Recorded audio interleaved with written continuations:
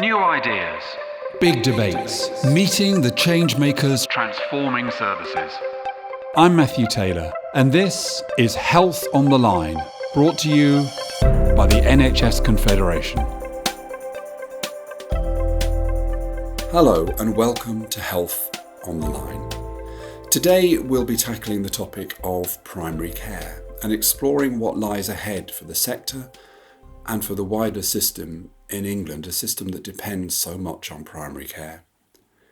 And so I'm delighted to be joined by Professor Aruna Garcea. Aruna chairs the NHS Confederation's Primary Care Network and is a practising GP. She is the medical advisor for networks and partnerships at a GP federation known as Leicester, Leicestershire City and Rutland Patient Care locally.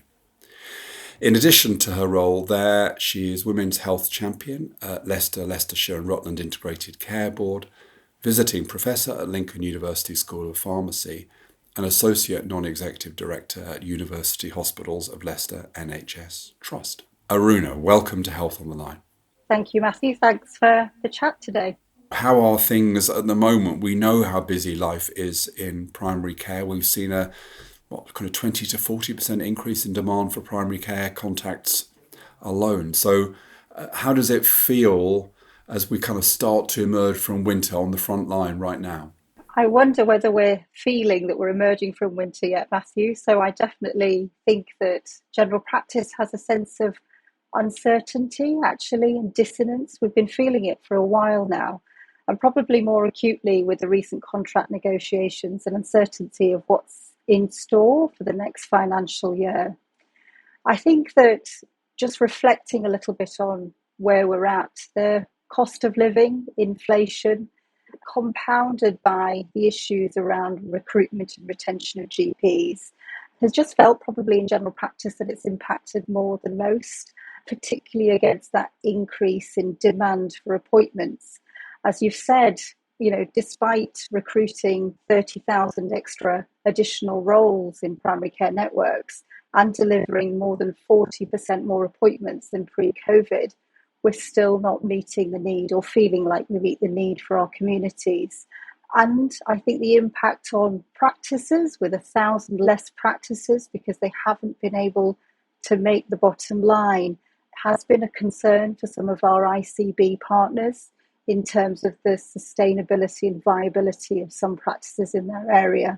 So, on one hand, a fantastic achievement in terms of the number of consultations, but on the other, there's something about the fact that we are definitely feeling the pinch.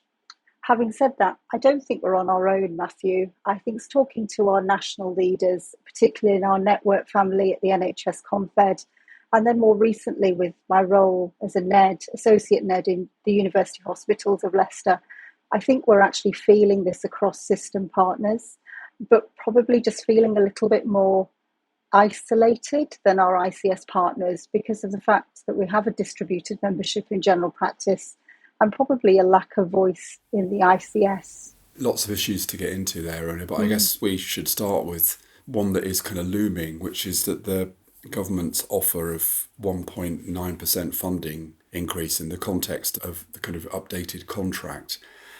I mean, it looks from the surface of it that is not going to be acceptable to most GPs, and we could find ourselves in a situation of conflict. So I don't know, I feel a sense of trepidation. I want us to talk, and we will talk in this conversation about the future of primary care and our vision for primary care, but the clouds that are gathering in the sky suggests that we might be talking more about conflict this year.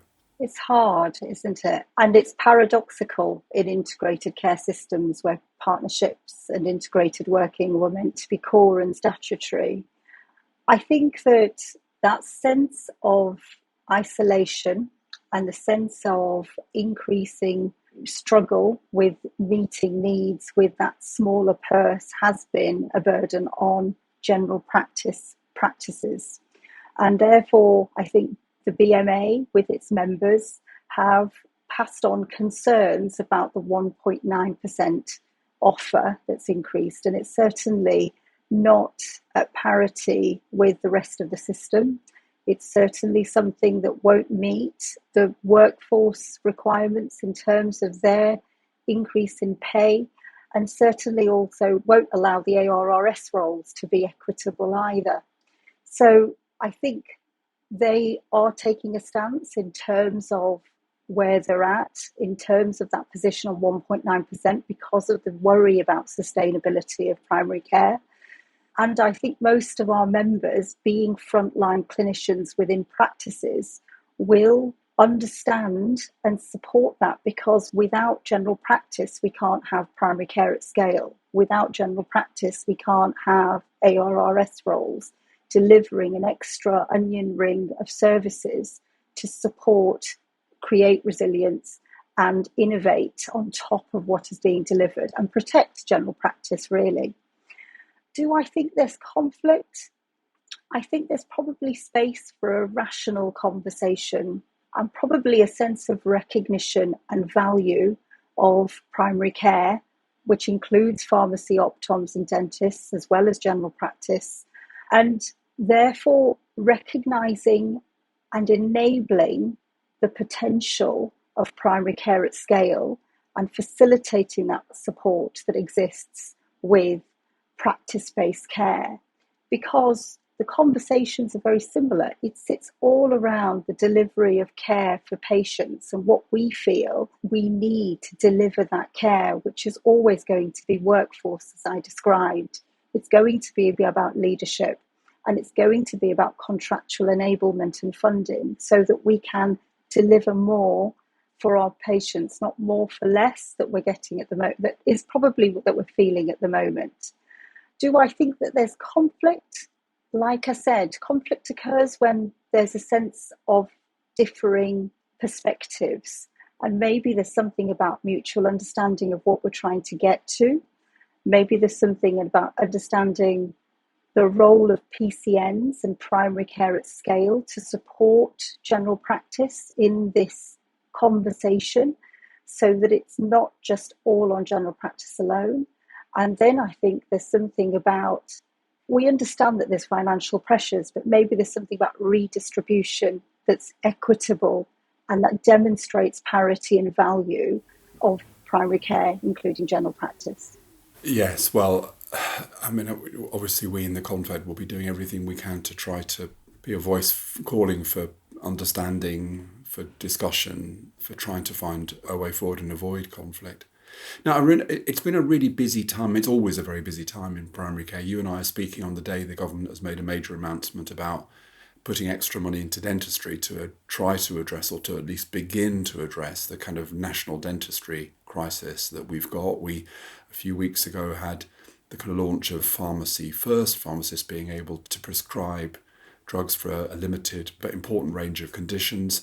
We've seen over the last year the focus on access, the access recovery plan. So there are positive and important things going on. Let's start with that access issue. What's your kind of perspective? Because access has become the number one issue from the perspective of politicians, and to a certain extent, I think, from NHS England as well. So firstly, do you think we're going to make some progress on that, the kind of legendary 8 o'clock scramble? And do you think it's right to put so much emphasis on access? If we go back to the fullest uptake, and Claire very clearly described in her access strategy that by generating solutions to access, we will create the space for proactive care, and we'll create the space for continuity and personalised care with an ARRS team.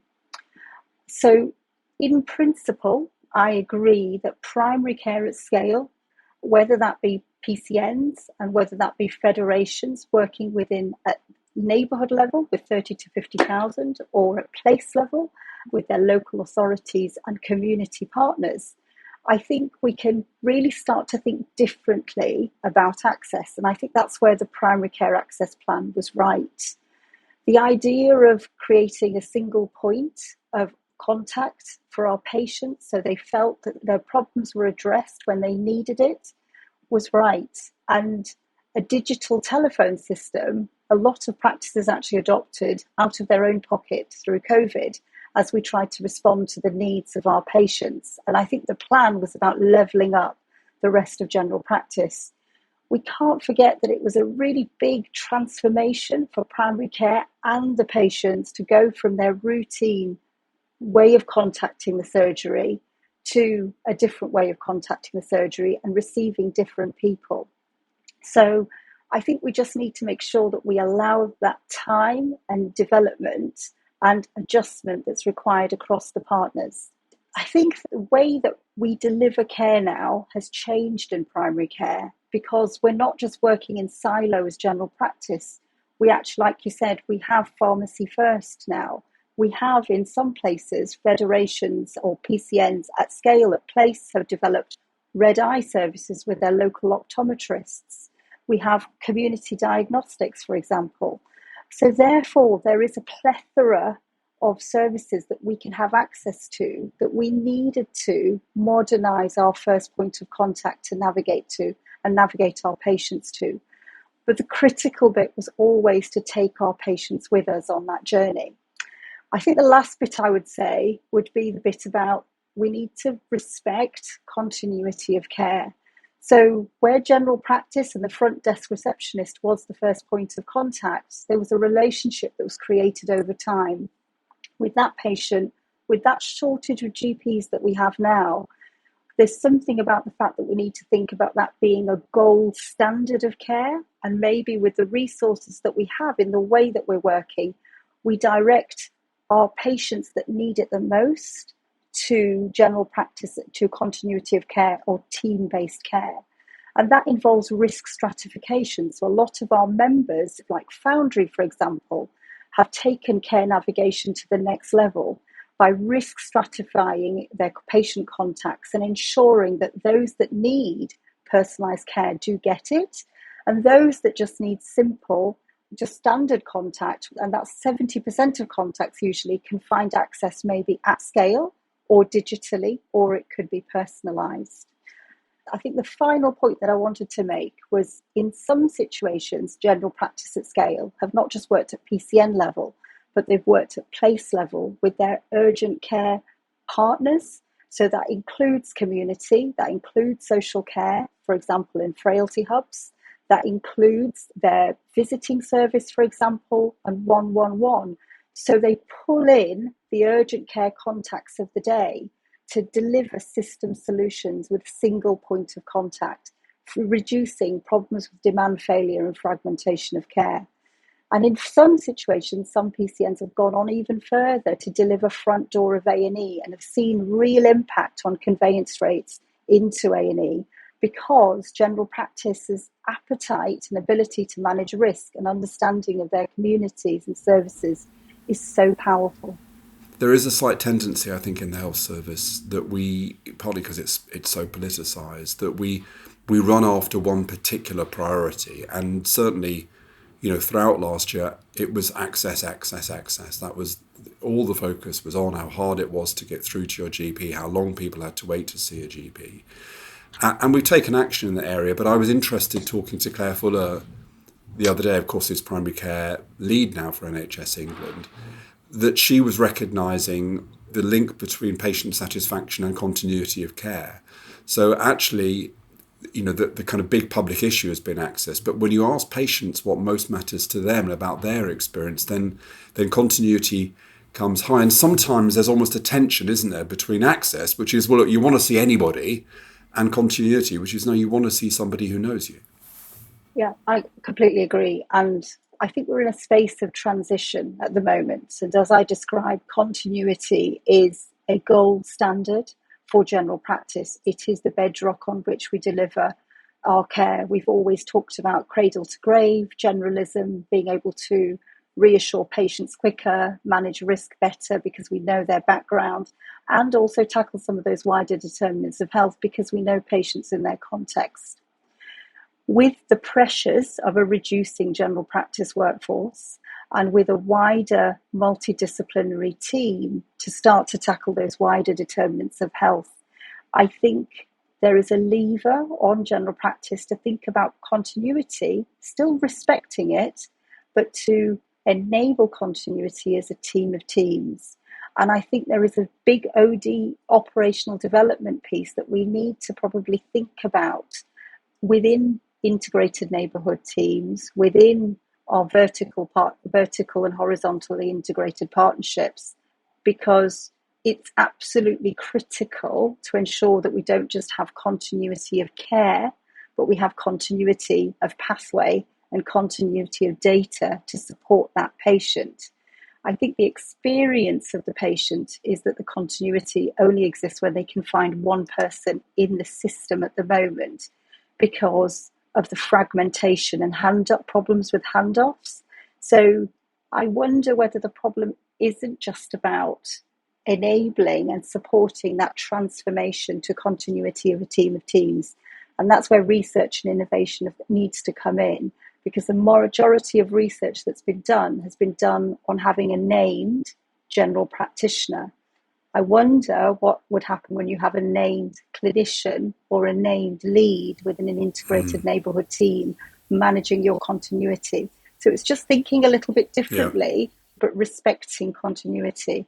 And again, we need to take our patients with us. This is huge transformation of care for something that patients take for granted. And we need to make sure we're respecting that at each and every step.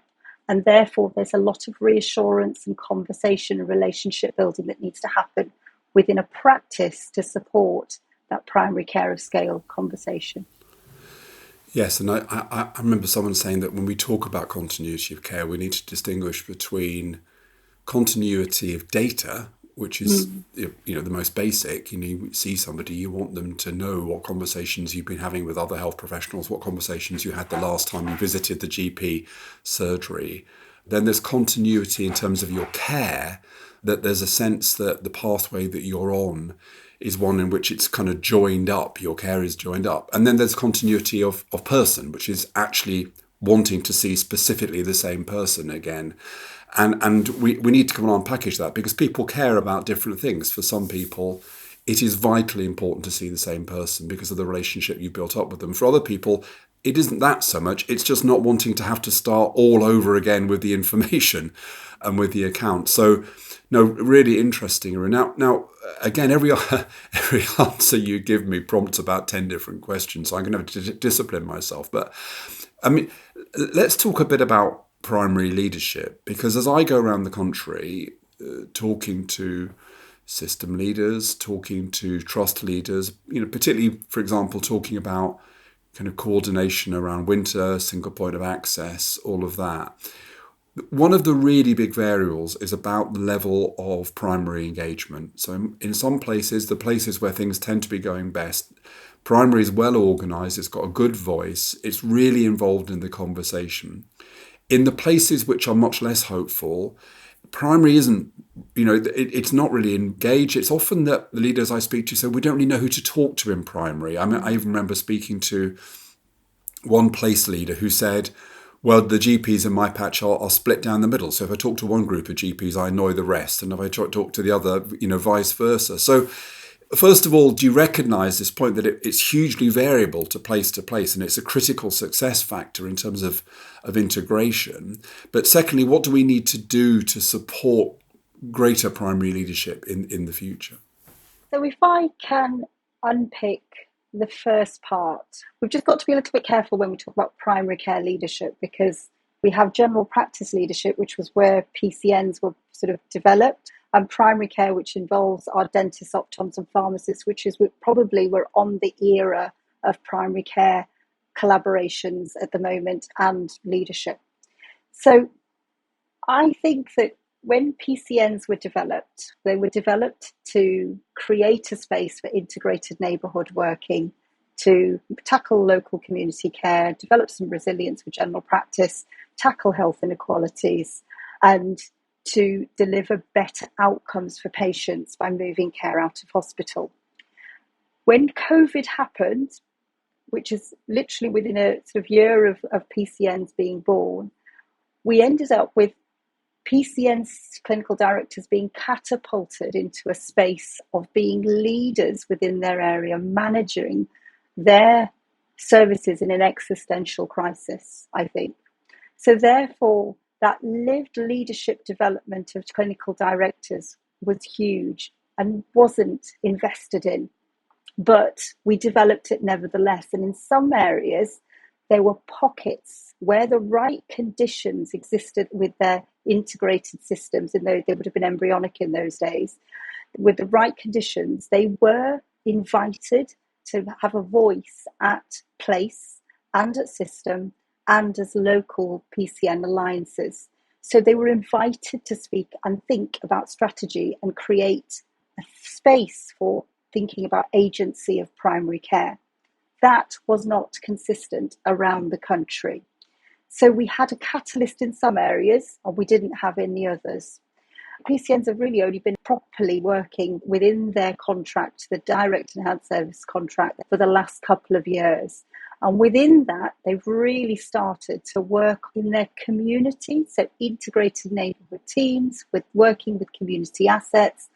And really those pockets of innovation are small. And I would say to you, actually, they have demonstrated leadership with those local relationships and local communities born out of COVID, because some of the work they're doing in health inequality, some of their work that they're doing in prevention, for example, with communities that need greater care, homeless, for example, BAME, etc. So we end up finding that we can recognise really good collaborative and integrated leadership already. The issue comes because the systems change slightly, and the system is now requiring more of primary care to have a voice at sort of place and system level, which PCNs were never quite designed to do, which is what you've described, Matthew. However, general practice through COVID has started forming collaboratives at scale at place and system called provider collaboratives. And we're seeing the emergence of those in the last year or so, I'd say.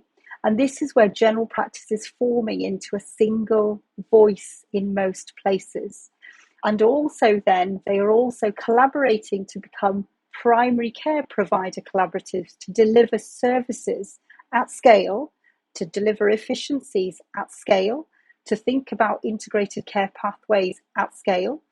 So you're creating that infrastructure and leadership management infrastructure and capability to be able to interact with the system at place and system. And I think finally, there is an aspiration for some to develop into, for example, trust-like models and have strategic ambitions.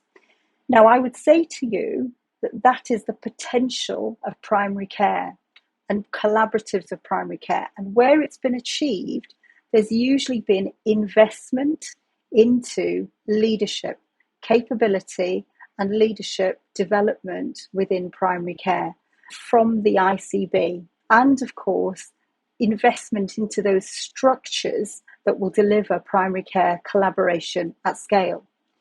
I think the second thing is there's a culture issue that happens sometimes in ICBs, that we need to think about creating the right conditions of culture so that we are thinking about ensuring that primary care clinicians or general practice leaders and others in terms of primary care leaders will end up feeling that they have the right to have a parity position within system and place, because that doesn't always exist.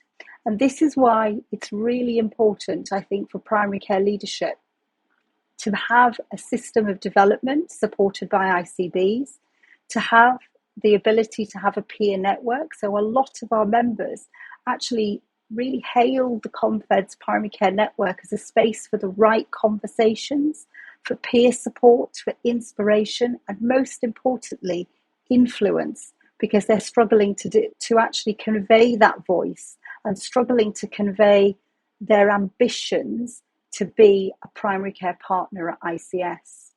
And I think finally, just need to remember that leadership in primary care needs to be invested in, because clinical directors are really important to keep those communities going and keep the innovation up and making sure that we're working with frontline and our patients. And therefore, creating that space, as I've seen in our leadership programme in the NHS ComFed, it's not just been about leadership development, but it's been about creating a sense of value through peers to keep yourself in the space to develop integrated care pathways and care with your system partners. Thanks, Aruna, and it's great to hear those comments about our primary care network, but also our leadership development offer that we're providing in a number of systems. I want to finish our conversation in a few minutes by asking you about the importance of a kind of positive vision for primary care, one that we worked on with you and with that network. But there's a couple of other areas I just want to delve into, and they're also areas the Confed's working in.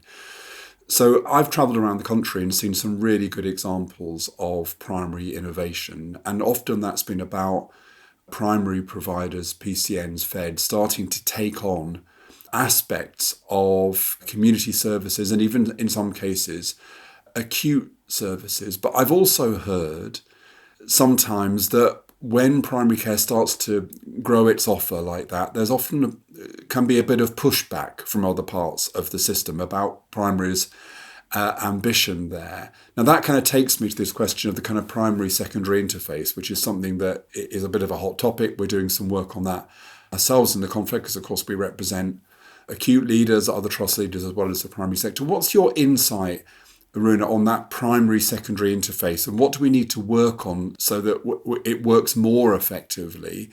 And actually what we need, because what we need, I think, is more primary in acute and more acute in primary. We need clinicians to find it easier to work across that divide.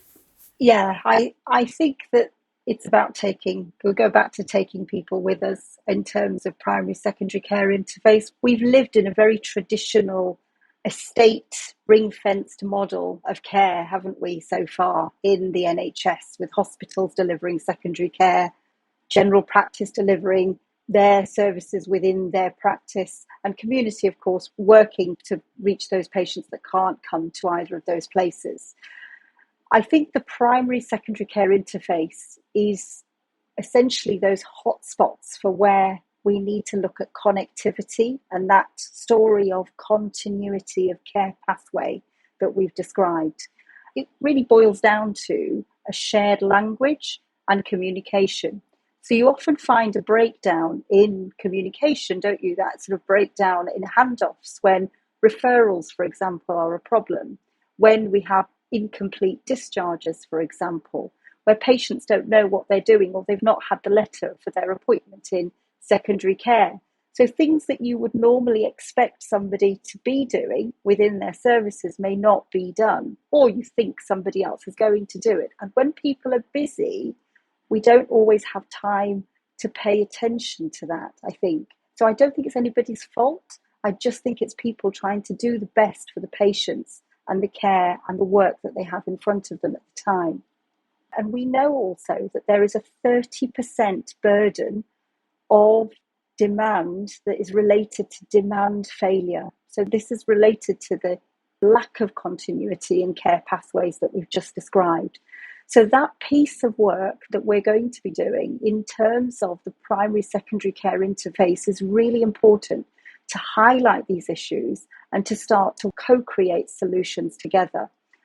The second thing I'd say is that creating a sense of shared purpose and collaboration and starting to look at where there's been failures or where we've not done what we should have done with our patients together, and basically placing the patient at the centre of our thinking will start to support that collective vision across the primary secondary community care interface. And it's the key part of where you have mutual accountability for outcome. And I'm not sure we have that yet.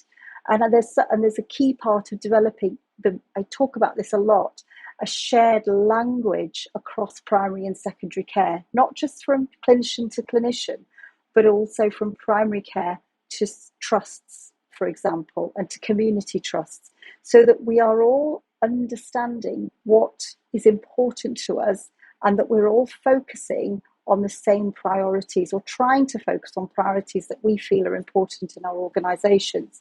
So I think that this is a critical aspect of integration, which is the primary secondary care interface, and it should then shine through and should pull through that integrated leadership and systems working for our leaders across the system. Yeah, thanks, Aruna. So we look forward to working with you on that issue. But another area that I'm really excited about us working with you on is around integrated neighbourhood teams. So This is an interview with you. It's not an opportunity for me to get on my soapbox. But one thing that I'm kind of slightly obsessed by at the moment is that we have two very different paradigms for thinking about the health service. There's what I'd call the industrial paradigm, and that's kind of Department of Health, NHS England, regions, trusts, I guess kind of primary care networks focused on national targets. And then we've got what I call the social system, and that is thinking about public health more widely at a national level. It's integrated care systems, particularly integrated care partnerships, it's place bodies, and it's integrated neighbourhood teams. And these two paradigms are quite different in the way they kind of view the world in all sorts of different ways. The industrial paradigm tends to focus on organisations, the social paradigm tends to focus on places, for example. The industrial paradigm tends to focus on short-term targets. The social paradigm tends to focus on kind of longer-term shifts in investment and more in kind of prevention. But there's another divide, which is that in the industrial paradigm, we tend to see the problem as demand.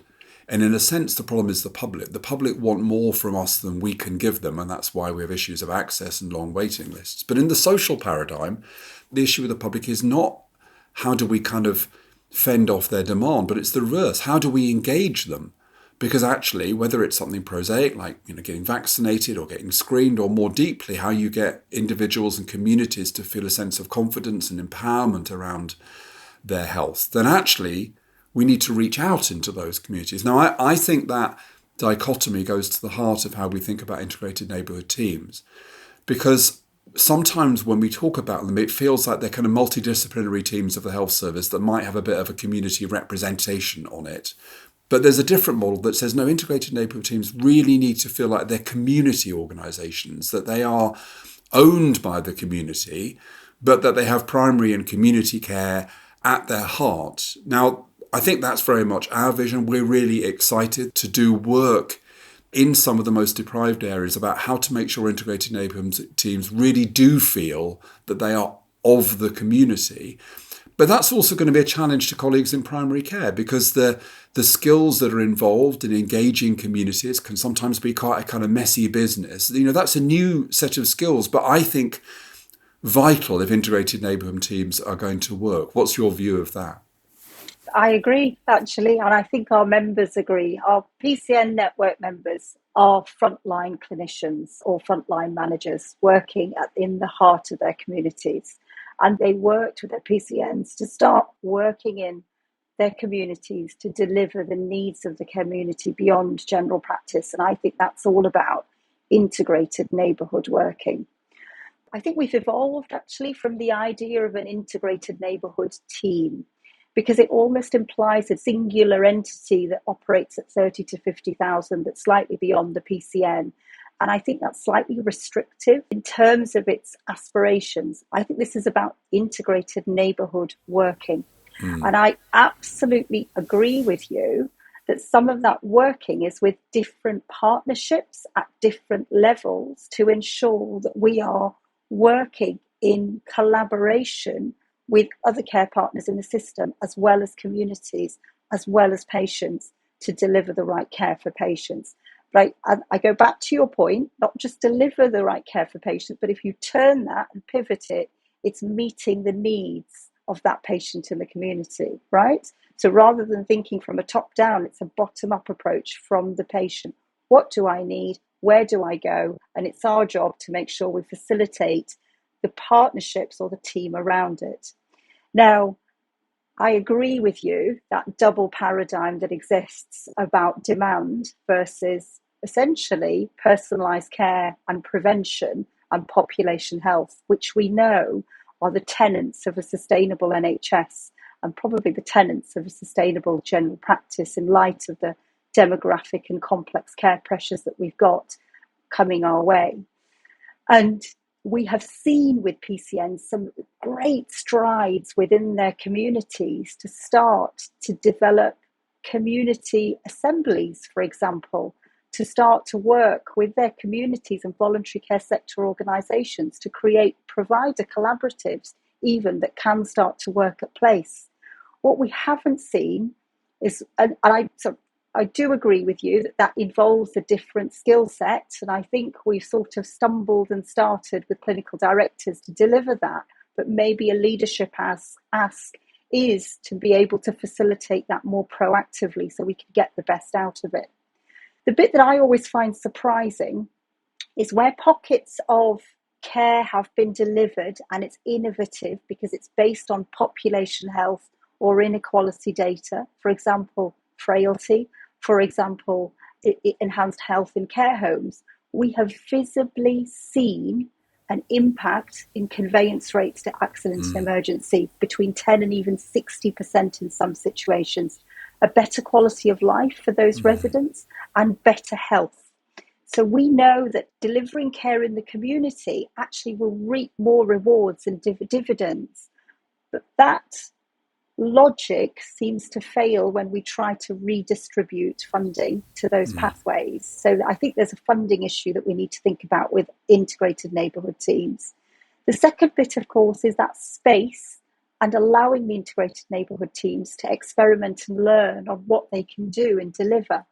So in some areas, they've actually gone on, like you said, to deliver urgent care solutions, to deliver care for our children who we know are facing significant mental health weights, for example, with autism and ADHD, and even postnatal care. So and menopause care, for example, in hubs. We need to go further and faster in integrated neighbourhood teams because that's where the magic that can happen will really start to catalyse sustainability in the NHS. So I feel like we're distracted a little bit with the demand solution because investment in this area, which we know from our work in the Confed, will deliver more per pound invested compared to secondary care, £14 economically versus £8 in secondary care. We know that this is the place we should be looking at. But national policy hasn't done that, and we were really disheartened when we lost the focus on or felt like we lost the focus on integrated neighbourhood teams and meeting health inequalities with the primary care access plan last year. We've nearly run out of time, so I'm going to ask you one last question, but I think really important what you say there. And we in the Confed, with an election looming, are focusing a lot of our energies on being able to demonstrate to an incoming government that we do have leaders who are willing to make difficult choices, willing to think about reallocating resources, willing to think about how we move resources upstream. But we need a government that supports us in doing that work. It's not that we are hopeless and helpless and need a new government to save us. It's that we need a government that trusts us and supports us in doing the things that we need to do, which takes me to my final question, Aruna, and you could speak about this for a long time, I know, but we kind of made a strategic decision at the Confed around 18 months ago, which is although we want to recruit as many PCNs as possible and Feds to our primary care network, and I hope people who've enjoyed this conversation will check out the Confed website and think about joining us. But actually what mattered as much as getting more PCNs and Feds in membership was that they were PCNs and Feds who shared our view that we have to have a positive vision of primary care, which, whilst recognising all the challenges, some of which you and I have spoken about, Aruna, over the last 40 minutes, we do have to have a positive vision, and a positive vision that we can take to a new government and get behind.